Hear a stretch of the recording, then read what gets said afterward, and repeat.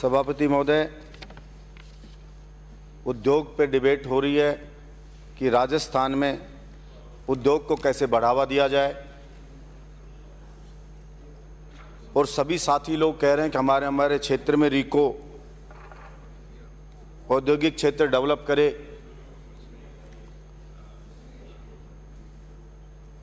और सभी का कहना है कि हमारे यहाँ पे उद्योग लग नहीं पा रहे। सभापति महोदय, मेरे क्षेत्र में नीमराणा में, हमारे अलवर ज़िले में, भिवाड़ी में, गिलोट में खूब उद्योग लगे हुए हैं।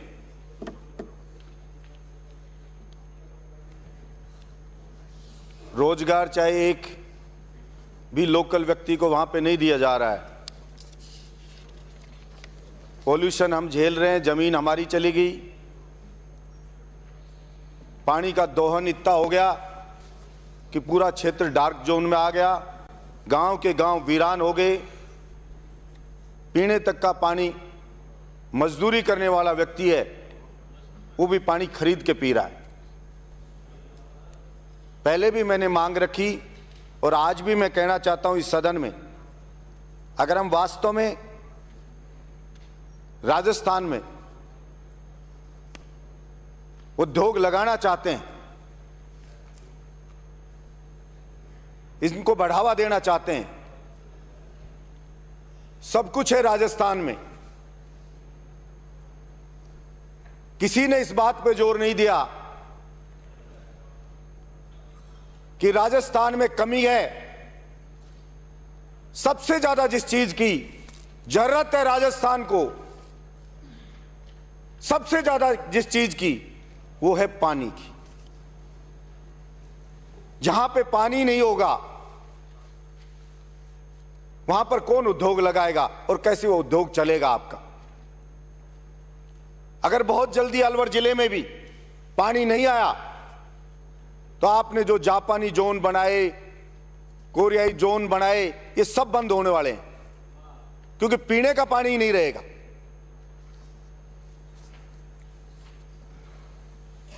मैंने पहले भी कहा,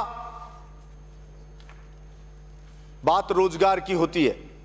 हिंदुस्तान में सबसे ज्यादा रोजगार यहां के लोगों को खेती से मिलता है, और उसकी तरफ किसी का ध्यान नहीं जा रहा है। किसान बर्बाद होता जा रहा है। जो हमारे पास है उसको हम छोड़ रहे हैं। वो हमारे गांव में कहावत है, बोले गोदी वाले बच्चे को पटक कर पेट वाले के आस में चल रहे हैं। उसकी कोई सुध नहीं ले रहा है। आदरणीय अटल बिहारी वाजपेयी जी ने एक शुरुआत की थी कि सभी नदियों को जोड़ा जाए, लेकिन वो वहीं की वहीं बात रहेगी। उसके बाद में जो भी कोई आए, उस बात को किसी ने आगे ही नहीं बढ़ाया। सभापति महोदय, हमारी नदियों का पानी पाकिस्तान में जा रहा है, हमारी नदियों का पानी समंदर में गिर रहा है। जेजेएम में हजारों करोड़ रुपए लगा के हम सपना दिखा रहे हैं घर घर नल से पानी पहुंचाएंगे। बोरिंग खुद रहे हैं, डार्क निकल रही है, ड्राई निकल रही है सारी डार्क जोन में, और पैसा पानी की तरह बहाया जा रहा है, लुटाया जा रहा है जनता के पैसे को, सिर्फ कमीशन खाने के चक्कर में। जो 1 करोड़ में काम होता है जेजेएम के तहत, वही सुविधा उस गांव वालों को 15 से 20 लाख रुपए में मिल सकती है। लेकिन जो नदियों को जोड़ लो या नहर से पानी ले आओ, कोई ध्यान नहीं। सभापति महोदय, बीकानेर के महाराजा गंगा सिंह जी ने दूरदृष्टि रखी, गंग नहर लेकर के आए तो आबाद हो गया क्षेत्र। मोहनलाल सुखाड़िया जी ने नहरों का जाल बिछाया तो पूरा पश्चिमी राजस्थान आबाद हो गया। हरदेव जोशी जी ने बांसवाड़ा में माही बांध बनाया तो जहां भूखमरी थी वो पूरा क्षेत्र आबाद हो गया।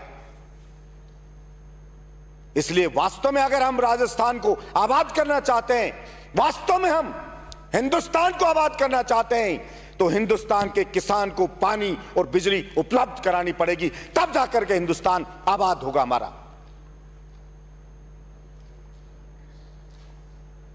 और अगर हम यूं ही सिर्फ चर्चा करते रहे, हम विदेशों में कटोरा लेके घूमते रहे कि आ जाओ उद्योग लगाओ, आ जाओ उद्योग लगाओ, और पीने को पानी नहीं है, तो कोई नहीं आने वाला है। कितनी चाहे चर्चा कर लो, प्राइवेट आदमी तभी आएगा जब उसको प्रॉफिट मिलेगा, उसको बेटर फैसिलिटी मिलेंगी तो वो आएगा, अदरवाइज कोई नहीं आएगा। सरकारी जो भी उपक्रम है सब बर्बाद होते जा रहे हैं। टूरिज्म इंडस्ट्री ठीक है, घोषित किया टूरिज्म को, लेकिन हमारे देखो टूरिज्म डिपार्टमेंट का क्या हाल है। उन्हीं होटल्स की लोकेशन देखो, अगर किसी प्राइवेट आदमी को हम दें तो आबाद हो जाए, पैसा बरसने लगे, लेकिन हम बर्बाद होते जा रहे हैं हर क्षेत्र में। जुनून के साथ काम किया नहीं जाता, टाइम पास होता रहता है, सिर्फ चर्चाएं होती हैं। और मैं देखता हूं जब जिस ढंग से पैसा खर्च होता है, यहां जाके मैंने कई बार बोला, जिस ढंग से पैसा बर्बाद होता है, जिस ढंग से लुटता है, सरकार में जो पैसा होता है जनता का पैसा होता है, कोई आदमी को दर्द ही नहीं होता कि ये पैसा ज्यादा क्यों लग रहा है, या बार्गेनिंग की जाए, ये पैसा हमारा बेवजह यहां पे खर्च हो रहा है, उसको बचाया जाए, किसी को कोई चिंता नहीं है, क्योंकि वो अपना नहीं लगता है। सभापति महोदय, गांव में छोटे छोटे उदाहरण से देख सकते हैं, एक घर में 4 भाई होते, शादी हो जाती, चारों की 4 बहुएं आ जाती घर में, साझे का काम रहता, खेती का भी। खेत में वो सोचती मैं लेट जाऊं, मुझे क्या जल्दी है, मुझे क्या जल्दी है। उसने देखा मेरे बच्चों के लिए ये चीज ले ली, तो दूसरी कहे मैं इससे ज्यादा लूं, तीसरा कहे मैं ज्यादा, और वो घर बर्बाद सा होने लगता था।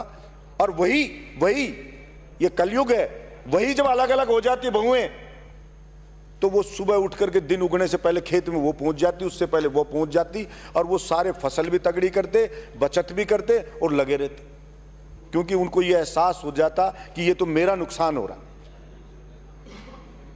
ऐसी भावना डेवलप करनी पड़ेगी। सरकारी विभाग में काम करने वाले कर्मचारी हो, अधिकारी हो, पॉलिटिशियन हो, कि जो सरकार का पैसा है वो हमारा पैसा है, इस देश का पैसा है, और उसको बचाना हमारी जिम्मेदारी। कंक्लूड कर लें आप। बिल्कुल। इसलिए मेरी बार बार ये विनती है कि एक बार और जगह खर्च कर रहे हैं, बिना रोड के भी चल लेंगे। पहले कोई रोड नहीं थे, कच्चे रास्ते थे, तो भी सुकून में थे, चल लेंगे। पेट में आटा नहीं है, रोटी नहीं है, भूख लग रही है, पीपा खाली है, और फिर सड़कों पे चल के कौन सा आबाद हो रहे हैं। इसलिए मैं तो कहता हूं राजस्थान में सबसे ज्यादा पानी की आवश्यकता है, नहर से पानी पहुंचाया जाए।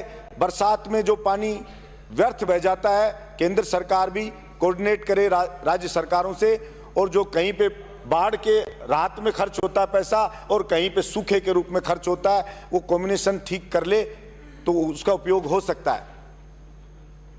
और बिना पानी के हम कोई भी कल्पना कोरी करते रहें, चाहे कुछ भी हो, खनिज संपदा है उसको बेच बेच के खाते रहो, बाकी और कुछ होना नहीं है। बजरी बिक रही है, जा रही है, खा रहे हैं, पहाड़ के पहाड़ खोद दिए हैं, बेच रहे हैं, सब चीज को जा रहा है, धीरे धीरे सब चीज खत्म होती जाएगी।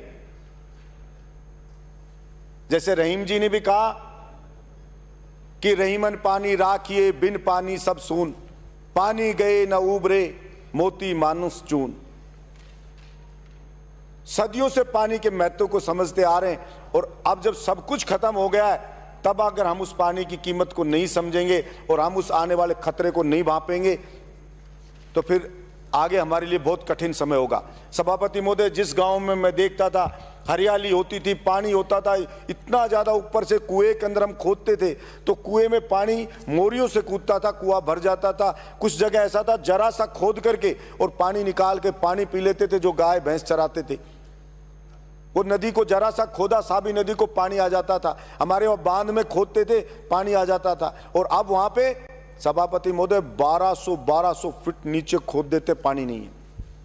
1500 फीट गहरा खोद देते हैं, पानी नहीं है और पूरे गांव वीरान हो गए। और हम जाते हैं गांव में तो वो दो लोग सोचते हैं कि ये कुछ कर सकते हैं, सबसे पहले जाते ही कहेंगे साहब कुछ भी मत करो, एक बार पानी ला दो, साहब कहीं से पानी ला दो, चंबल का ला दो, यमुना का ला दो, कहीं से भी ला दो, पानी ला दो। बहुत बहुत धन्यवाद। पानी खरीद के मजदूर को पीना पड़ गया। जिस दिन हमारे बचपन में कहा करते थे लोग, पैसे वाले लोग हैं वो पानी भी खरीद के पीते हैं, इतने ओपटे करते हैं। अरे आज जो मजदूरी करता है, पत्थर तोड़ता है, वो पानी खरीद के पी रहा है। इससे ज्यादा बुरी हालत क्या होगी जो उसने कल्पना भी नहीं की थी कभी। इसलिए पूरा फोकस, मेरा कहना, अगर उद्योगों को आबाद करना चाहते हो, हमारा किसान आबाद हो गया तो सब कुछ आबाद हो जाएगा। उद्योग ना भी लगाओगे तो भी चल जाएगा, और आप उद्योग लगाना भी चाहते हो तो भी पानी के बिना नहीं लग पाएंगे। इसलिए सबसे ज्यादा पानी के ऊपर जोर देने की आवश्यकता है कि राजस्थान के लोगों में पानी कैसे भी किसानों को पहुंचाया जाए। धन्यवाद। श्री बलवान जी।